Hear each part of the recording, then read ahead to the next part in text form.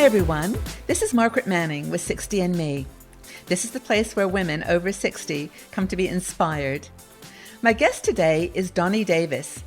Donnie is the founder of the GaGa Sisterhood, which is a social network for grandmothers. And she's the author of a book called When Being a Grandmother Isn't So Grand. I'm so happy to have you here tonight, Donnie. Welcome. Thank you, Margaret. It's great to be here and very fun to talk to you. Thank you. Well, we've got a lot to talk about because in our 60 and Me community, we have a lot of grandmothers, women who are about to become a grandmother or who have grandchildren in their lives. And your community of women is all over the world. And you've got a great website, GaGaSisterhood.com. Great name. And I'd love to talk to you about something that we talked about this earlier, about how communication with your grandchildren is so important and how this can start really from almost, day one. And I'd love to get your thoughts on this, how you see, this challenge that grandmothers have today with modern grandkids. Well, first of all, let me just comment on one thing. This is an interesting statistic. 1/3 of the United States are grandparents. Oh, wow. And every year, another 1.3 million join the ranks of grandparenthood. Wow. So there are a lot of grandparents in the world. And there's no guidebook. They don't come with a book, right? No, they don't. So that's why I wrote my book, When Being a Grandma Isn't So Grand, because it's important to kind of come in prepared. And the subtitle of my book is 4 Keys to Love Your Grandchild's Parents, because that is the challenge. But I know I'm getting off topic. No, you're not, because in a way, communication with the grandchild is also linked to communication with the parents. So let's start there. Go ahead. Yes. Well, communication is key. Yeah. And what that means is that you really have to listen. You have to listen first and then respond. So we want to find out what's going on. Now, to address the grandchildren, I think you need to start right at the beginning when they're born. I have a little 1.5-year-old granddaughter, and I started visiting her, even though she's a plane ride away down to Southern California.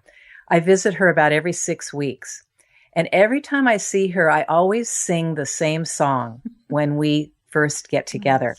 And she gets a big smile on her face. Yeah. She knows that I'm the grandma who sings. So that's my little starting point with her. Yes, that's right. With my older granddaughters, they love to talk on the phone. They will talk to me for an hour and they like me to tell them stories on the phone.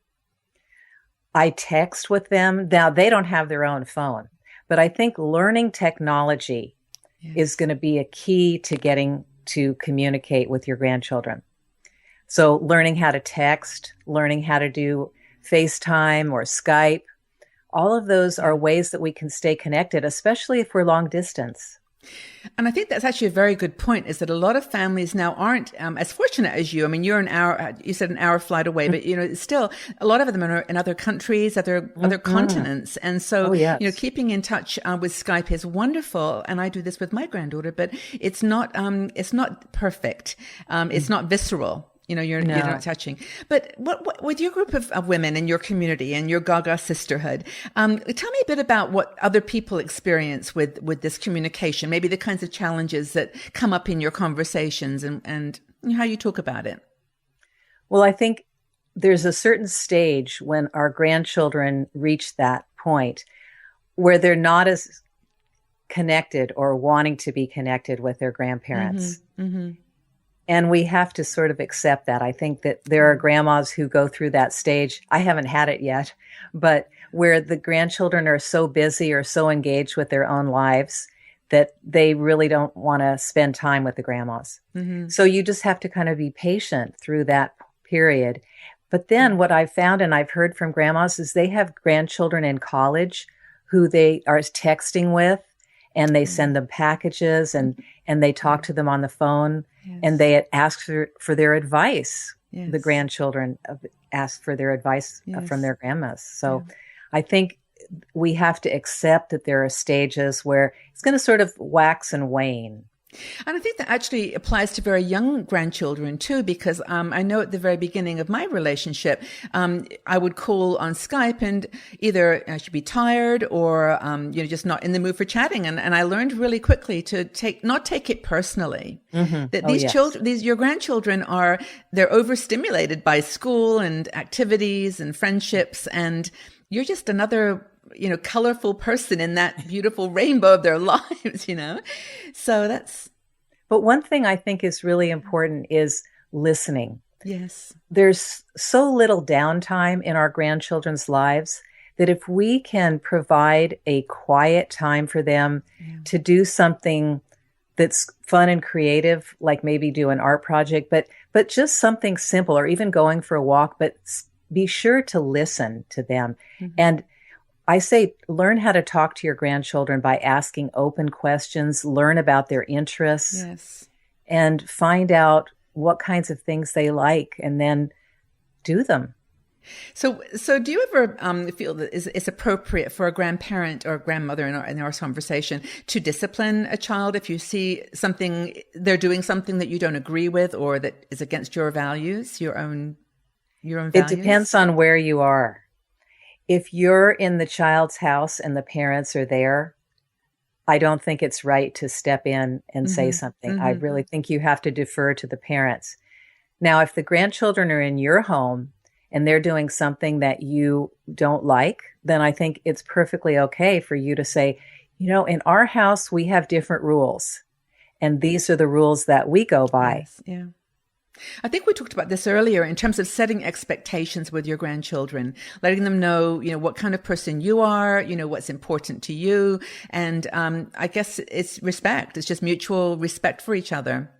Definitely. But if a child is doing something that you feel needs to be reported to the parents, or if they share something with you that is actually, they're doing themselves harm, or they're being bullied at school, for example. That just came into my head. May not be a good example, but what do women in your community say to that kind of a situation where they confide in you and you need to do something? Well, we had an example of that come up at a recent GaGa Sisterhood meeting, where a grandma said that her granddaughter was very shy, and she wanted to give her some advice.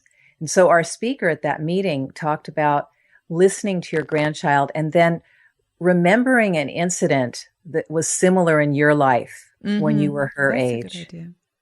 And how you dealt with that. So if you felt sad and bullied, maybe you went and talked to your best friend and said, this is how I'm feeling, or you went and talked to a teacher that you loved, and share that personal experience with them. And then also boost their ego, so that empower them to maybe give them some tools of how to respond to something like that. Yeah, I think that's a very good role play, suggestion. I think that the interesting thing as you've been talking is I've been realizing, I'm looking at the two of us and we're not anything like our mothers or our grandmothers were. We're women who work, we've got, things going on, we're busy, our lives are busy. And our grandchildren are also very different than the grandchildren that we might have been. Mm-hmm. So we've got a wonderful opportunity to, mentor and to grow together, to learn from each other almost. Do you find that that's a conversation that you have with other women, other grandmothers? Oh, yes. We talk about that all the time, how we are so different from our own grandmothers and even from our parents who were the grandparents to our children. And I think part of it is that we are living longer, we're living healthier, and we're more tech savvy. And we're doing things. I mean, an example in my own life, I go to yoga on Monday. I go to Tai Chi on Tuesday. I go to Zumba on Wednesday. I work out with a trainer on Thursday. And I am very physically fit. And that's because I want to get down on the floor with my grandchildren and play with them. And I want to live as long as I can to see how these little children turn into adults. And I've been very blessed because I knew both of my grandmothers until I was 40. Mm-hmm. And my mother is now 93, and my daughter has her as a grandma still. So I expect to live a long life, and so I want to take care of myself. So I think that as I said, we're more youthful. We're more youthful grandmas than our own grandmas were. Absolutely. Well, I'm glad that you've started this community of women, the GaGa Sisterhood. I love the name, by the way. It just energizes you to say it. But you know, it always gets a smile when I tell people. They kind of know intuitively what it is. Well, I think it's a great name, and it's also a great idea. And I would encourage people to go to your website, which is gagasisterhood.com, and check out your articles. And I think you have a newsletter too that you send out regularly. Yes, we have a monthly newsletter, and you can join as a remote member and get that newsletter and hear all the things that we do, read all about what we do at the meetings. And where do you have meetings right now? I know you said you're on the West Coast, so I know in States. Yes, I'm in California, San Francisco Bay Area. Right in the Silicon Valley. So we have about 100 members in our Silicon Valley chapter, and about 25 of us get together at members' homes every other month. Are you anywhere else in the country, in any other locations? We don't have any chapters anywhere else in the country because, as some people have often said, they can't have a chapter without you, Donnie, because you're the driving force. Well, it's true in some ways, but sometimes, even just getting together virtually. I mean, a lot of women, maybe just even a Skype call. So I'll hope that some of the people from the 60ME community will find you and connect. And maybe they're welcome. There's a partnership there. And grandma's at heart too. If you're not a grandma, but you're a grandma at heart, you could join too. I love that, actually. And I was going to mention that at the beginning too, because I think there are a lot of women who are aunties, and they may be an aunt, playing a role like a grandmother, if there's not a grandmother around to fill that space. So yes, anyone who's a grandmother at heart. I like that too. All right. Thank you so much, Donnie. It's been great talking with you. Thank you. Thanks, Margaret.